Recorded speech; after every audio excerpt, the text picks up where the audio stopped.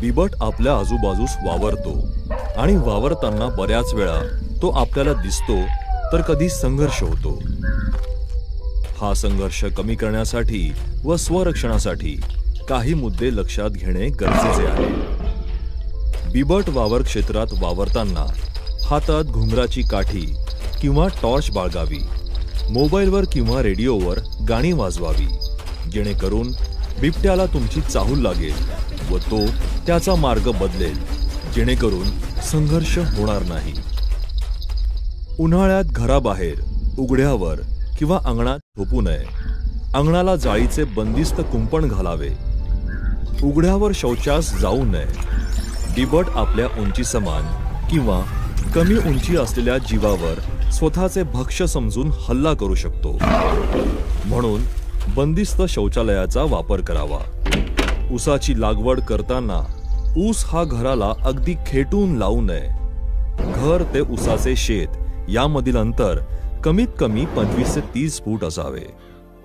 बिबट वावर क्षेत्रात लहान मुलांवर विशेष लक्ष द्यावे।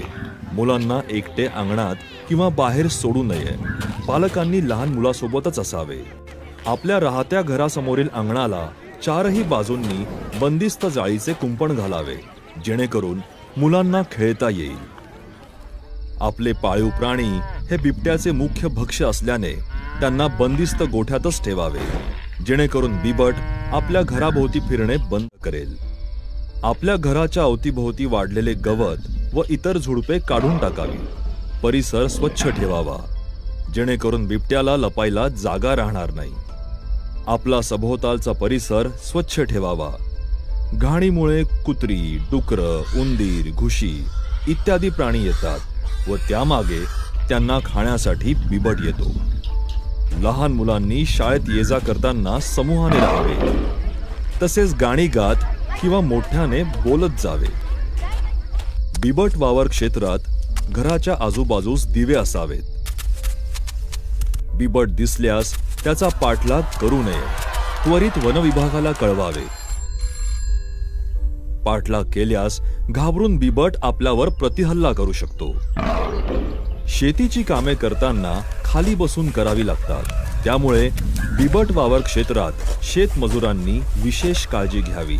ऊस तोडणीच्या वेळेला बिबट्याची पिल्लं दिसल्यास त्वरित वनविभागाला कळवा। पिल्लांना हाताळू नका, तसेच त्यांचे फोटो किंवा सेल्फी काढू नका। बिबट विहिरीत अडकल्यास त्वरित वनविभागास कळवा। गर्दी गोंधळ करू नका आणि वनविभागाला बिबट्याची सुटका करण्यास सहकार्य करा। पिंजऱ्यात अडकलेल्या बिबट्याला डिवचवू नका किंवा त्याचे फोटो काढू नका। बिबट्या संदर्भात अफवा किंवा चुकीच्या बातम्या पसरवू नका। अफवांकडे दुर्लक्ष करा। शेती कामासाठी आलेल्या मेंढपाळांनी बिबट हल्ला करू नये यासाठी विशेष दक्षता घ्यावी।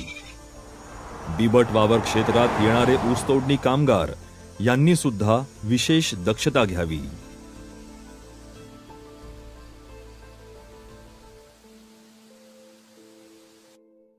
जंगलांवर राज्य होतं ते वन्य प्राण्यांचं, पण त्यातील काही जागांवर शेतीची बीजं रोवली गेली आणि त्यात भर पडली घरांची।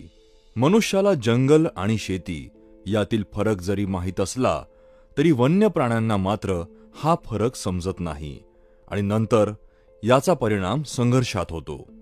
हीच वेळ आहे स्वतःमध्ये बदल करण्याची, स्वरक्षणासाठी।